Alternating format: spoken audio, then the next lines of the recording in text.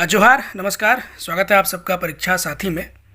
आज रांची की सड़कों पे क्या हुआ आप सब ने देखा। डॉक्यूमेंट वेरिफिकेशन था और वो तो होना ही था, डॉक्यूमेंट वेरिफिकेशन तो होता ही। उस प्रक्रिया को बाधित करना सही था भी नहीं, ठीक है। प्रोटेस्ट दूसरी तरफ ऑर्गेनाइज किया गया था, अच्छी बात थी। प्रोटेस्ट चुनाव से पहले भी हो रहा था और जेएमएम ने कहीं ना कहीं अपना मनसा बिल्कुल स्पष्ट कर दिया है कि वो राज्य में अगले 5 साल तक कैसे सरकार चलाएगी, नियुक्तियों को लेकर के उनका क्या रवैया रहेगा। आज जेएमएम और कांग्रेस ने, आरजेडी ने बिल्कुल स्पष्ट कर दिया है। चुनाव से पहले भी उन्होंने अपनी मंशा बिल्कुल स्पष्ट कर दी थी और हम लोगों ने उनको मैंडेट दिया है, हम लोगों ने उनको क्लियर मैंडेट दिया है जेएमएम की सरकार को, कांग्रेस को, कि आपको जैसे करना है करिए, हम लोग सब आपके साथ हैं। और हम लोग सब साथ हैं तभी तो जाकर के उनकी इतनी प्रचंड बहुमत से जीत हुई है। तो आज रोने से या छाती पीटने से कोई काम नहीं चलेगा, ठीक है। पहले जब मैं वीडियो बना करके बोलता था कि गलती हो गई है जेएलकेएम से, जयराम महतो की पार्टी से, तो बहुत सारे लोग मेरा विरोध करते थे कि क्या वो चुनाव नहीं लड़ेंगे, उनका संवैधानिक अधिकार नहीं है, ये वो दिस दैट, बहुत तरह की बातें लोग कर रहे थे। तो चुनाव लड़ने का कभी विरोध नहीं किया गया था। मेरे ही चैनल पे वीडियोस पड़ा हुआ है, मैंने स्पष्ट बोला था कि जयराम महतो हो गए, मनोज यादव हो गए, चाहे देवेंद्र नाथ महतो हो गए, इनका सपोर्ट करिए, इनको जिताइए। मैंने स्टार्टिंग से ही बोल रहा था इस बात को। अगर ये लोग खड़े हैं तो इनको सपोर्ट 100% करिए।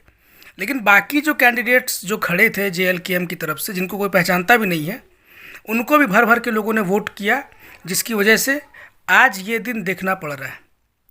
चलिए वो तो पुरानी बात हो गई, पुरानी बातों पे मिट्टी डालिए। लेकिन आज जब जेएलकेएम के दूसरे सबसे बड़े नेता, पहले नंबर पे तो आपके जयराम महतो जी है, लेकिन दूसरे नंबर पे मेरे हिसाब से देवेंद्र नाथ महतो का ही नाम आता है।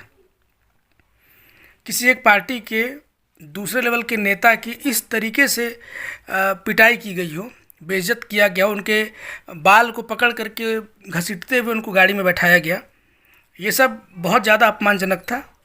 और जयराम महतो को इस पर एक बहुत ही कठोर प्रतिक्रिया देनी चाहिए थी। और सिर्फ प्रतिक्रिया नहीं, अगर वाकई में वो देवेंद्र महतो या बाकी लोगों को जेएलकेएम का पार्ट मानते हैं और वाकई में वो एक पार्टी चला रहे हैं, तो उनको सड़क पर उतर करके इसका बहुत घनघोर विरोध करना चाहिए था कि आप ऐसा कैसे व्यवहार कर सकते हैं। एक तरीका होता है प्रोटेस्ट को शांत करने का, और वहाँ पर उतनी ज़्यादा भीड़ थी भी नहीं, ठीक है, कि इस तरीके से वहाँ पर किया जाता।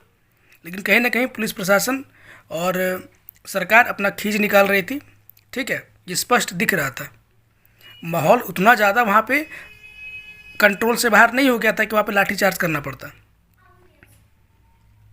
और ठीक है, आपने लाठीचार्ज किया भी तो एक तरीका होता है।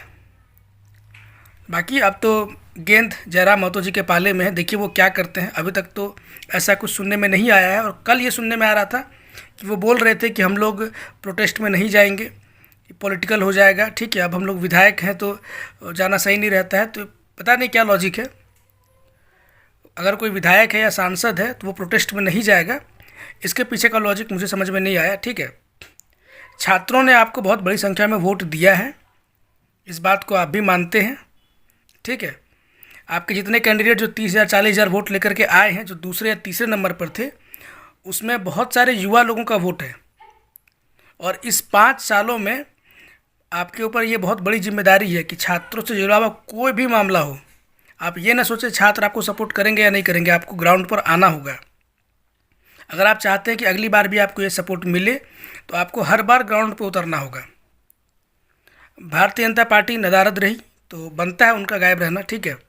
उन्होंने चुनाव से पहले बहुत सारे वादे किए थे, छात्रों को बहुत कन्विंस करने का प्रयास किया, लेकिन छात्र ने उनका सपोर्ट नहीं किया, तो बीजेपी का बनता है। आखिर वो क्यों आएंगे ग्राउंड पे, क्यों आपके लिए वो मार खाएंगे। उन्होंने तो बोला था कि सरकार बनाइए, हम सीजीएल रद्द करेंगे, वैकेंसीज देंगे, सारी परेशानी सॉल्व करेंगे। छात्रों ने विश्वास नहीं किया। अब लीजिए 1000 रुपये लीजिए और बाकी देखिए जो हो रहा है नाटक राज्य में, उसको देखते रहिए। जो भी लोग तैयारी वगैरह कर रहे हैं, मैं फिर से बोल दे रहा हूँ, अप्रोच है तो आप करिए, अदरवाइज़ आप 90% से ज़्यादा स्कोर कर सकते हैं तो आप करिए, ठीक है। हम लोगों से जिनको उम्मीद है कि प्रोटेस्ट में आइए, प्रोटेस्ट में क्यों नहीं आते हैं, तो बिल्कुल स्पष्ट बोल देना चाह रहा हूँ कि हम लोग पूरी तरीके से सरकार के साथ है। सरकार वैकेंसी दे तो भी अपन लोग खुश हैं, नहीं दे तो भी खुश हैं। करप्शन करे, ठीक है, ओके हैं उसके साथ, नहीं करे मतलब सरकार जो करे इन 5 सालों के लिए हम लोग पूरे तरीके से जेएमएम के साथ हैं, क्योंकि मैंडेट दिया गया है, ठीक है ना, उनको काम करने के लिए मैंडेट दिया है।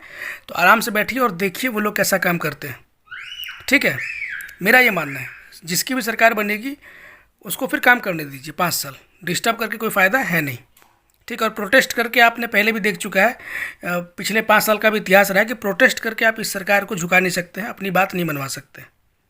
तो प्रोटेस्ट बेवजह करने का कोई मतलब बनता भी नहीं है, ठीक है ना। तो अब देखिए आगे क्या होता है। कल कोर्ट में सुनवाई है, उम्मीद करिए कुछ बेहतर हो। बाकी देखते हैं कल क्या होता है, अब कल ही डिसाइड होगा। लेकिन जयराम महतो जी के साथ जैसा व्यवहार हुआ वो बहुत ही ज़्यादा देख करके दुख हुआ, ठीक है, बहुत ज़्यादा दुख हुआ। और पार्टी के कम से कम पार्टी से सपोर्ट उनको ज़रूर मिलना चाहिए। पता नहीं उनको अभी तक छोड़ा है कि नहीं छोड़ा है। और पार्टी के बाकी जो भी लोग हैं बिल्कुल ऐसा लग रहा है कि किनारा कर लिया है, ठीक है। ये देख करके काफ़ी बुरा लग रहा है। उनका सपोर्ट डेफिनेटली सभी को करना चाहिए। हमेशा छात्रों के लिए वो व्यक्ति सामने आता है। और अगर देवेंद्र महतो जीत जाते ना, अगर वो विधानसभा जाते तो आपको उनका एक अलग रूप देखने को मिलता। मैं दिल से बता रहा हूँ, मुझे वो इंसान कहीं से भी स्वार्थी नहीं दिखता है। जयराम महतो से भी ज़्यादा इम्पोर्टेंट था देवेंद्र महतो का छात्रों के लिए विधानसभा पहुँचना। अगर ये विधानसभा पहुँचते तो एक अलग ही इनका आपको रूप वहाँ पे देखने को मिलता। मुझे पर्सनली ऐसा लगता है। बाकी आपको क्या लगता है कमेंट सेक्शन में आप लोग बताइएगा। और फिर जो हो रहा है तमाशा झारखंड में हम लोग सब मिलकर के देखते हैं। मिलते हैं किसी और वीडियो में, तब तक के लिए जोहार।